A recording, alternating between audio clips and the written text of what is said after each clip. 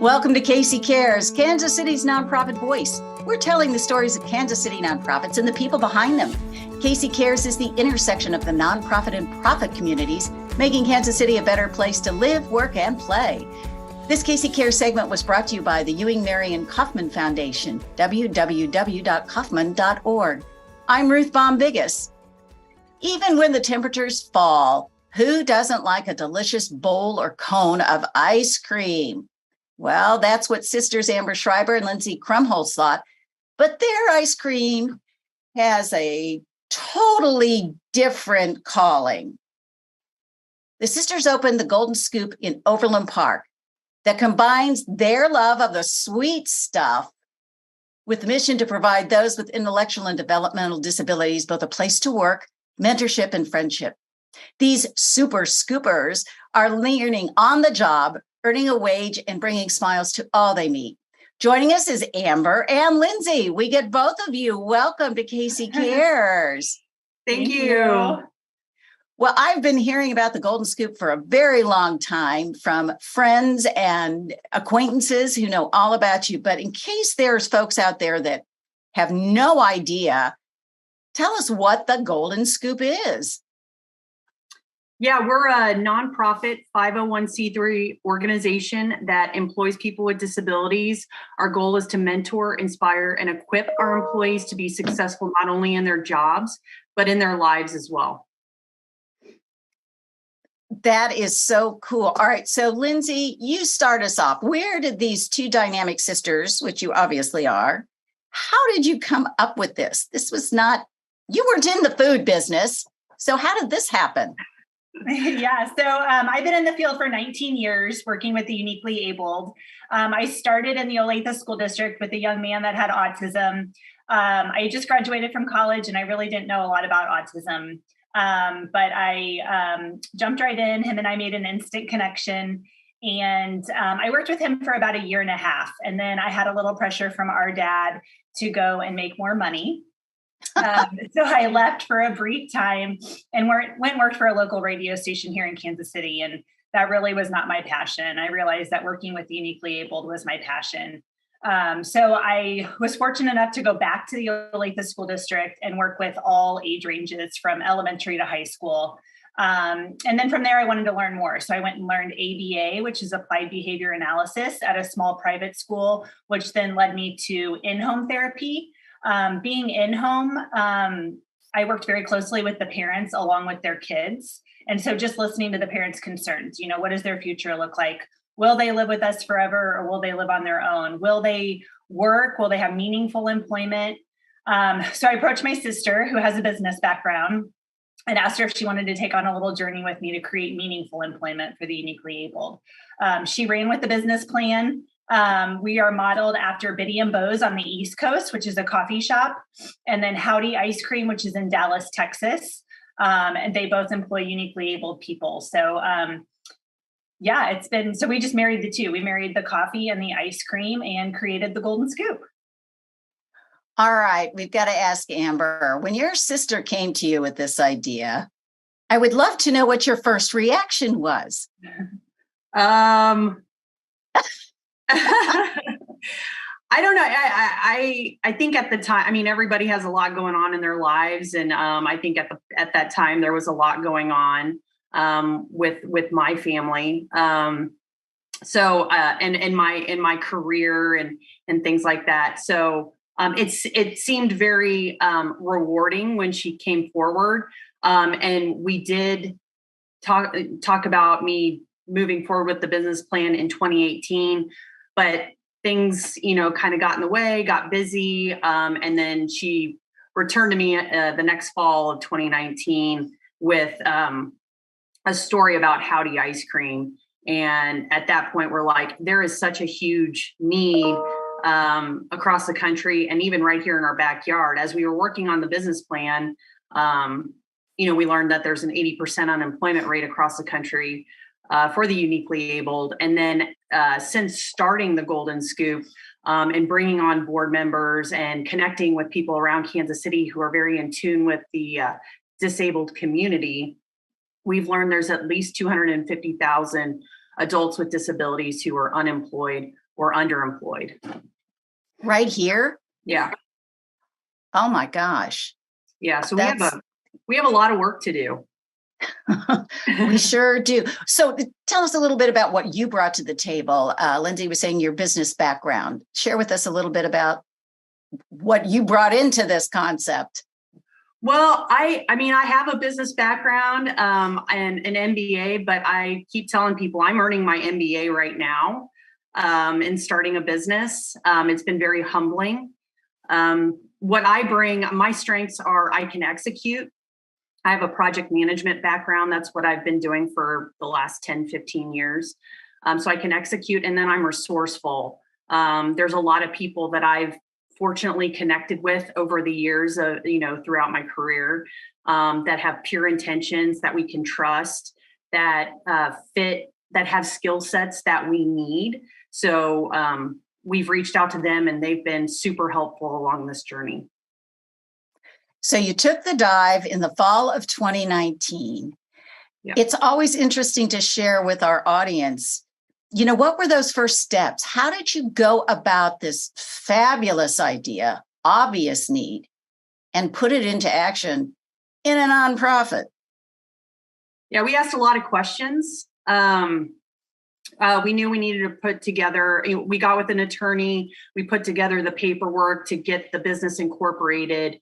That happened by December 29th of 2019. Then we submitted the paperwork in January of 2020 to the IRS to get our tax determination letter. Pandemic hits, we're told that it's going to be probably 6 months until we get that letter. And we really wanted to get going on the awareness and fundraising campaign to get the dollars to fund the location wherever we found it. Sharice Davids, political affiliations aside, her and her team came through and represented us very well. They got a liaison out of the Washington, D.C. office and got us the 501c3 letter in like a month and a half. So we're very grateful for that. Yeah. That's amazing.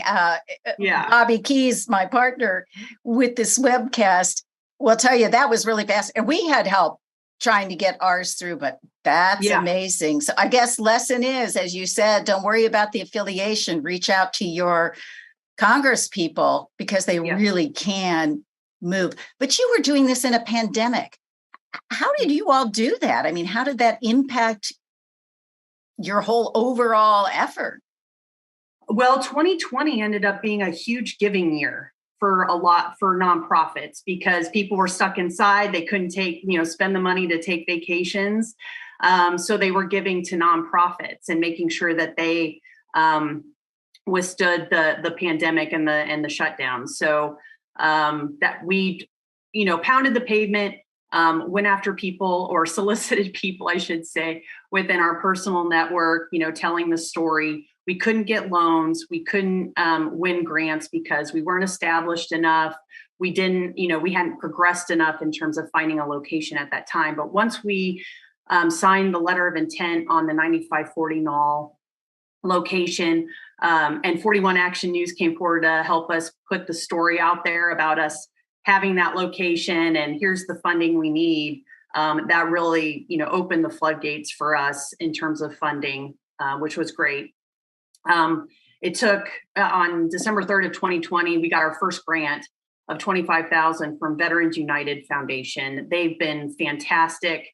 They continue to support us to this day. It took an internal employee of Veterans United Mortgage to go to their foundation and say, you guys need to, we all need to support the Golden Scoop because this is what they're doing and they're going to have an impact on the Kansas City community as a whole. And so that's how we got the $25,000. And then in January or February of 2021, we received a $50,000 grant from a private family foundation. And that was because of, that was through a friend of Lindsay's who she went to high school with. So we were very fortunate and grateful to have her alongside us and helping us with that. Lindsay, it sounds a lot of this story is centered around connections and who you know. Can you talk a little bit about that and how important that has really been as you've brought Golden Scoop to reality. Yeah, I mean, just working with families for the last 19 years, we had about 15 employees already before we even opened our doors, just from people that I had known. And then we were able to employ about 5 additional employees just because the word had come out about the Golden Scoop. And then with Amber's business background and all of the different corporate businesses she's been with, she was able to make a lot of connections with our mission and what we were doing. And she got a lot of help with the business plan and different things like that. So just through people that we've met through both of our careers in the business field and in the, working with special needs, we were able to make those connections and share our mission. And you opened the doors to the shop officially? April 14th of 2021. And the support was absolutely amazing. I mean, going back to Howdy and Biddy and Bose, we thought about franchising with them. But Amber kept saying, Kansas City is so loyal to local businesses. We can do this ourselves here in Kansas City. And on April 14th, they showed up and it was absolutely amazing. We had lines wrapped around the strip center. We were running out of ice cream, never stayed open our full time. And then actually that first Friday, the lines started forming again bright and early in the morning. People were buying ice cream at 7 a.m. And then at about around the 11 o'clock hour, our staff was just, you could tell they were overwhelmed and they come first. So we shut the shop down for 3 hours, turned on Disney music, ordered pizza, just so they could just kind of catch their breath. And we weren't sure if the lines would start forming again. And 3 o'clock, sure enough, the line started forming again, and we were able to stay open for a couple more hours before we ran out of ice cream again. So the support has been absolutely amazing. Amber, can you talk a little bit about how things operate? Those who work have uniquely abled, I love that term, folks. So who are they and how do you hire? And how does it work? Actually, I'm gonna pass that over to Lindsay. That's her area of expertise. She's operations. Okay. So like I said earlier, we had about 15 employed, either that I had worked with or we were a group of us were a part of a dance group pre-COVID called the Golden Stars. And so about 8 of our employees came from there. We would meet every Wednesday night, go to dinner, take dance class from a professional dance instructor. And they all just loved being together. And only a few of them had a job and they had graduated from that 18 to 21-year-old program and were just looking for something meaningful. So like I said, we had about 15 hired before, and then we were able to hire 5 additional. We did contract with an employment services advocate when we first opened our doors, and she was very helpful in the interview process, kind of an assessment of where they're at. And then we were able to build upon that. So, and we're still learning, their skills in the operation of the shop because we want it what's best for them, not what necessarily is best for the business. So, me and a couple other managers, we're working right now on our workflow and, what we think each super scooper is good at, but we also want to push them outside their comfort zone too.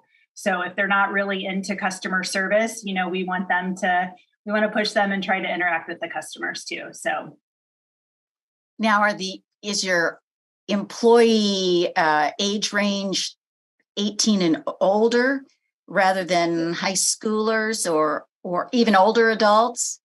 It is 18. The oldest that we had was 43. And then we kind of, as we've met with our board, we've realized that that 18 to 21, is really the time that we want them to come to the Golden Scoop. We do have a wait list right now of about 30 people, and we stopped that last May of 2021 because of the influx of applications. We just couldn't keep up. But I get emails, every week, multiple emails about employment and when we're going to be able to start the hiring process again. So we're actively looking to open up more Golden Scoops so that we can do that. Like Amber said, there's 250,000 uniquely abled people just in Kansas City. and we want to be able to service all of them, or as many as we can. Yeah.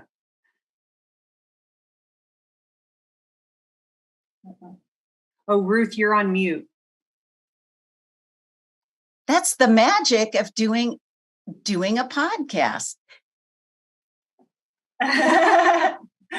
Sorry about that, audience. I was so intent on listening to them. I was saying all your fans are ready for more locations. We're talking with Amber Schreiber and Lindsay Krumholtz. They are the co-founders of the Golden Scoop, a nonprofit that is employing the uniquely abled and offering great ice cream and coffee. So let's talk a little bit about role and function. Lindsay, you mentioned there are some adult managers there. These young people are not just thrown on their own, correct? Correct. Yeah. So we, when we first started, we had, it was just pretty much Amber and I, and then we were able to bring on 3 shift managers, all with a background in special education or education of some sort. And then we have a volunteer program too. It's been, we've gotten school districts in, we've gotten retired nurses, retired teachers to come in and work with our super scoopers. So people that have been in the field and that are passionate about it. So we do want to try and get that one-on-one support, especially when they first start at the Golden Scoop, so that they can develop those skills. And we have some already that are completely independent on everything in the shop, all the machines, the ice cream machine, the coffee machine. So, that's our goal, is to push them to their max. And but with the one-on-one support, it's been great. So we want to continue that. So what's the best way for folks to find out about you and volunteer opportunities and supporting you? Yeah, so you can look at that on our website at www.thegoldenscoop.org. There is a volunteer tab, and Katie, our manager and training coordinator, she's in charge of the volunteer process. So she'll take you through an orientation, and we do require background checks for all of our volunteers as well. So how does the training work with these young people that you're employing? I would assume they go through a process of some kind. Yeah, so when we initially opened, we did a 2-week training where it was different stations, like scooping ice cream, register, making coffee, and then just kind of saw like where they were best at, and started them there. And then, like I said, they've all gradually kind of moved up. We are in the process of creating, as we're able to hire more, what we're going to call the Golden Scoop Academy. So it's going to be more of like a curriculum, I guess, of like, hygiene and customer service, role playing, just how long they can be on their feet, just kind of assess if they enjoy interacting with customers or if they kind of would like to be behind the scenes, different things like that. So we're in the process of developing that. We have brought on a HR disability employment professional, and he is helping us with that curriculum. So we're in the very beginning stages of it, as we're looking for locations and going to start being able to hire more. So it'll be a great way to keep them successful. So how soon are we going to see more Golden Scoops, and where are you looking so we all can be on the lookout? Right now, we're trying to make this pitch deck to donors and investors. We've identified 3 potential areas, 2 in the Kansas City area, and then 1, a business executive developer approached us for a place outside of Kansas City, not too far away. So we're researching, we're asking a lot of questions, we're trying to get more information so that we can put together a concise plan that we can then communicate to everyone who wants to contribute to making that plan happen. Amber, coming from that background of business, and sometimes we stereotype it, and I think rightly so at times, it's a rough and tumble, it's the bottom line, it's, go, go, go. Yeah. Yet you're working with a business that has a very altruistic background to it. So be interested to know how you've been able to marry those approaches. Oh, it's been easy. No, I mean, we want to have fun. We're very bright and vibrant, and we're quirky and intriguing. And yeah, so we built this brand. I think what's helped is that, with my business background, I know that we need marketing help. We need marketing people. So, and with that, understanding our culture at the same time and marry the two. So culture has definitely come first in our book, and having that fun place to be where people can fail and not have the finger pointed at them. And we know that if there is a problem, if a mistake is made, there's always a solution, right? We can figure it out, we can fix it. And I think that kind of makes us different from, other places of employment, because we're a very supportive and nurturing environment. Boy, wouldn't it be great if we could get more of that in the regular workplace? Right. Not just from an employer, but like it just in society in general. Yeah. Absolutely. Yeah. What do you find are your greatest challenges in you're running a nonprofit that's a business with a very special population? I'd love for both of you to take a shot at it. It'd be interesting to see if you think the challenges are the same. Okay. Go ahead, Lindsay. I think for me, it's, not being able to hire all of them. I think that I wish that we could do that. And that is our hope, that we can hire all of them. So we get a lot of people, like I said, every week that want to work at the Golden Scoop, and we want them there too. So I think that's the biggest challenge for me. I would concur with that. In addition, I would say we started this from scratch. We've never been business owners before. We've never run a retail ice cream coffee shop before. But we're passionate, and we'll dig in and we'll make it happen. Connecting with the people to help us make that happen has been huge. I will say that's been a challenge too, with as many people that have come forward that want to help. We're kind of at, we've been at this point where we're kind of stuck and have been having a hard time answering that question, because we're still like taking in all of this information and lessons learned to make sure we're putting the Golden Scoop on the right path.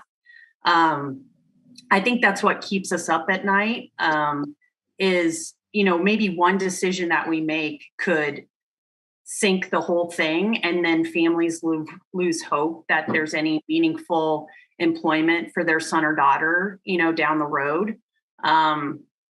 So yeah, I think that's some of our challenges for sure.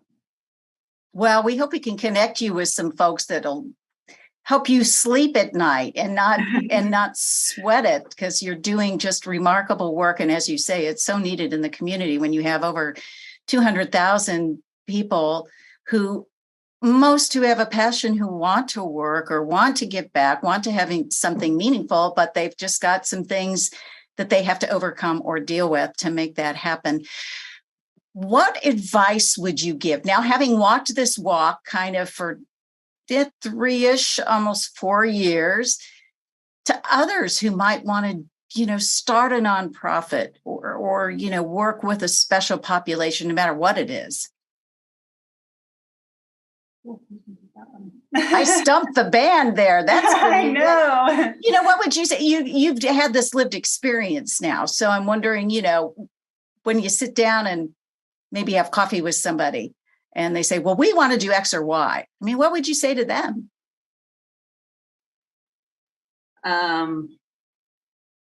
I would ask them if they have the drive, if they have the passion. Are they prepared to have some sleepless nights? Are they, to make this work for the people that they're serving and supporting? Are you willing to take criticism?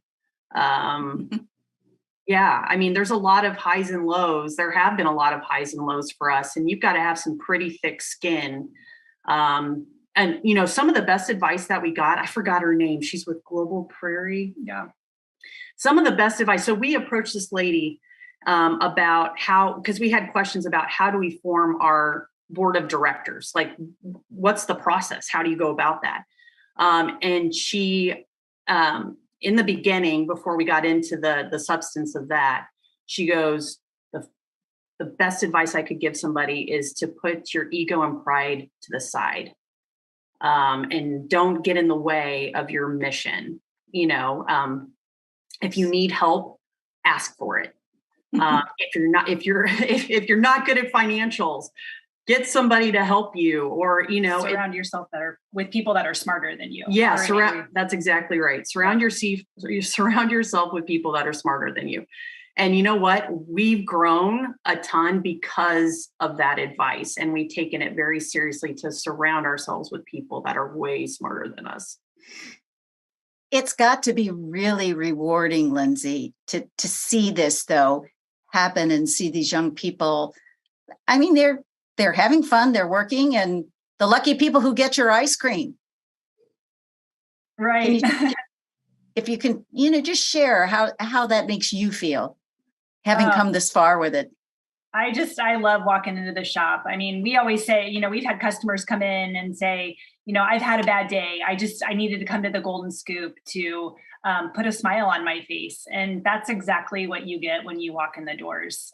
You know, you might hear Disney music one day, or our Super Scoopers might be singing karaoke when you walk in the door. So it's joyful. And honestly, it's so awesome to see how far in just a year and a half all of them have come. You know, we had people hiding behind counters because they didn't want to interact with customers, and now they're out interacting with the customers. And so I think that is definitely just all of their progress. You know, we have a young man that has OCD and doesn't like working with sanitizer and different things like that. He's doing the dishes, he's washing the tables, he's now doing stuff at home. And so that just, that's what it's all about. So while we're talking about cold stuff, you're giving us the warm and fuzzy. So you're open Wednesdays through Sundays. People should probably go to the website to check the very latest. Ice cream and coffee. And I saw there were a few other little yummy bites that one can partake. And you all are doing amazing work. What a wonderful opportunity, and love that you're working together as sisters. I hope that works out okay for you. Yeah. Sometimes we got to give each other some space, you know, but we know we can come back together and make stuff happen. So it's all good. And I would hope the backing of your families, because I'm sure this takes a lot of time. It does. It does. And actually, can I add something to? Absolutely. The question about what challenges you faced. So sure. There's a big education, not only to special needs families, but to the general public as well, about disability employment. One of the challenges we ran into when we first opened was in the first 2 weeks, you know, we pay our Super Scoopers above minimum wage plus tips. We enabled a tip function on our point of sale. So we were communicating to the customers as they were coming in the first 2 weeks, hey, you can also tip on here, and it goes directly onto our Super Scoopers paychecks. So after the first 2 weeks, the Super Scoopers and their families get the first paycheck, and they had made like $500 in tips plus their above minimum wage. So they were making about $30 or $40 an hour, which is awesome. That's what we want. However, the families got concerned, and they came to us and said they can't make that much. They can only have, because they receive federal benefits of SSI and Medicaid, they can only have $2,000 in their bank account at the end of every month. And if they're over, then they have to pay penalties back to the federal government. So, and that's just one issue, one challenge that we're facing right now. And I'm sure there's a lot more legislative reforms that we could probably push, just given the lessons learned we've learned as an employer. So anyway, we've got a lot of cool people, you know, in our foxhole that I think are going to be very resourceful and help us move that along. So we're anxious to get that going too. Well, if you're one of those people who can help this dynamic duo do that, you should go to thegoldenscoop.org. Thank you both for being with us and for doing the amazing work that you do. Thank you, Ruth. This has been fun. Thank you. Thank you for joining us for Casey Cares, Kansas City's nonprofit voice. Spread the love and find us on Facebook and Twitter at Casey Cares Radio and Instagram at Casey Cares Online. We're on LinkedIn too under Charitable Communications. Catch us Saturday mornings at 8 a.m. on ESPN 1510 AM and 94.5 FM. Thanks for joining us on Casey Cares.